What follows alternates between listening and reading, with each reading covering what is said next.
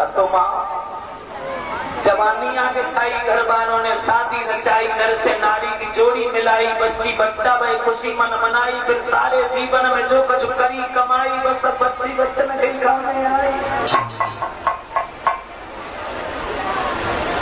जवानी क्या में निकल गई, मालूम ही नहीं पड़ी कब आई कब चली गई।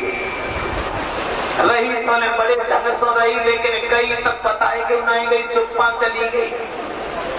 और जवानी हट ना पाई तब तक बुढ़ापा आ गया। बुढ़ापे में बहुत रुलाया, एक ने आके ऐसा दबाया। किसने दबाया?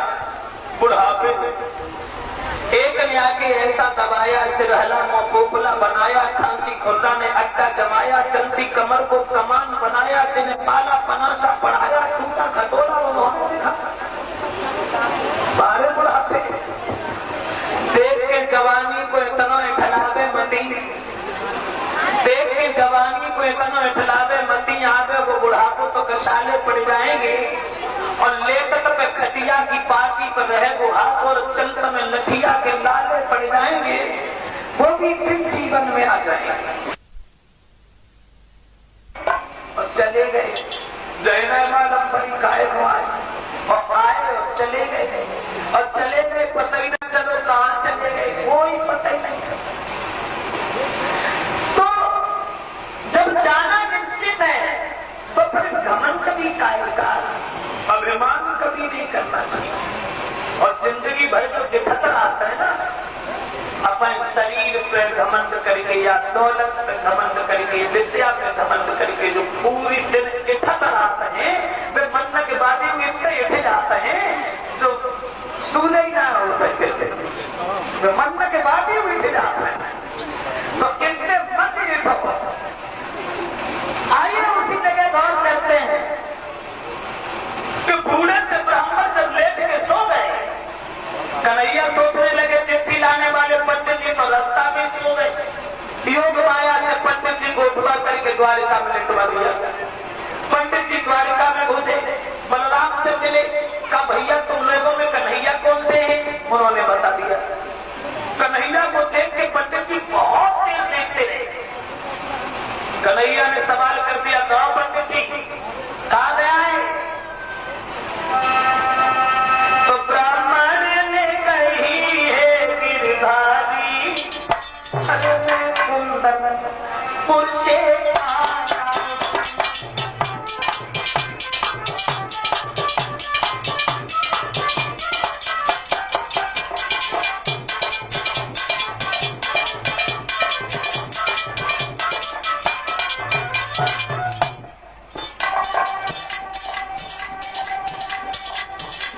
जवाब दिया।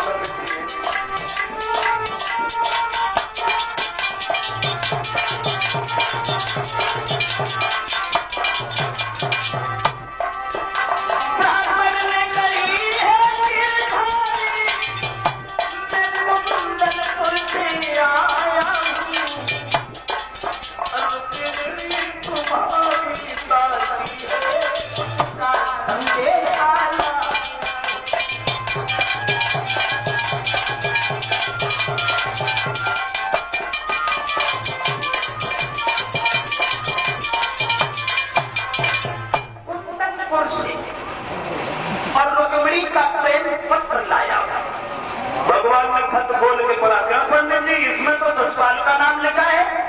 हाँ, आगे आया तो तुमने समझाया नहीं? जाओ रुक्मिणी से कह देना कि वो ससुराल से शादी कर ले और चली जाए, ठीक है ना? क्या सुंदर, तुम्हारी तो लड़की मर जाएगी लेकिन शादी दूसरे से नहीं कर सकती। क्या करूं? मेरे साथ चले चलो। कन्हैया बोले पंडित जी एक काम करो, तो भैया के पास जाओ और ये कहना हम जा रहे हैं, तो सब लोग तुम्हें दरवाजे तक छोड़ने जाएंगे, और जब दरवाजे तक छोड़ने जाएंगे तो आप कोई कोई तरीका ढूंढ लेंगे। हाँ, और रथ लेके चलेंगे और तुम्हें घर पर छोड़ देंगे, उधर से रुक्मिणी को रथ पर बिठा के ले आएंगे। कैसा रहा? बोले बहुत सुंदर। चल दिए पंडित बलराम जी के पास खड़े होते हैं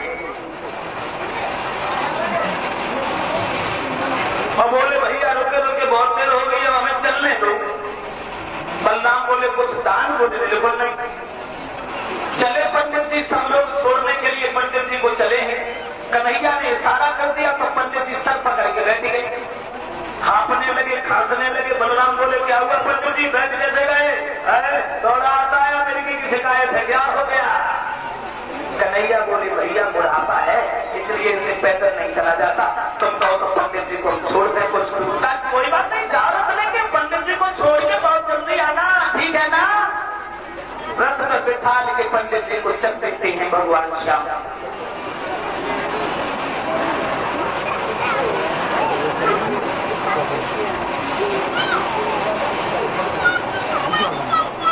हुआ ये कुंदनपुर से पहले ही रथ खड़ा कर लिया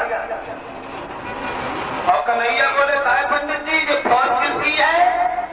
ससुराल। इसका मतलब है कि ससुराल तैयारी से आया है और मैं अकेला इतनी फौजों का सामना मैं कैसे करूंगा? रुक्मिणी से कह देना तो ससुराल से शादी कर लिया, धीरे से निकल जाए, तुम्हारे बगल मर जाएगी लड़की श्याम सुंदर। तो क्या करूं? उसके पीछे मैं मर जाऊं?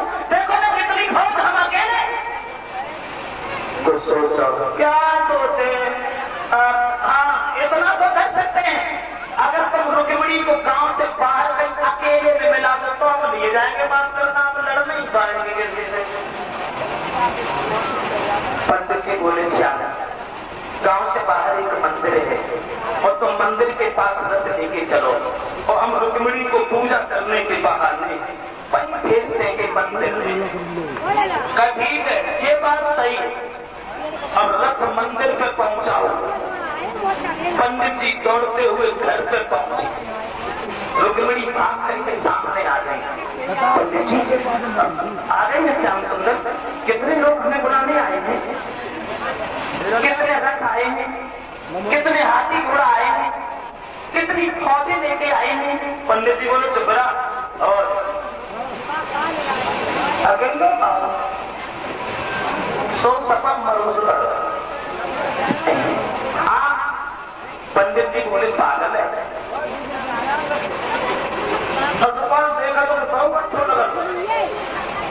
पंडित जी बोले आज हमें देखो ना हमसे लगते जाने के तो सुंदर है यार, तो कहा देखे हुआ। रुक्मिणी बोली पंडित जी तुम नहीं जानते। क्या नहीं जानते? कुछ नहीं जानते।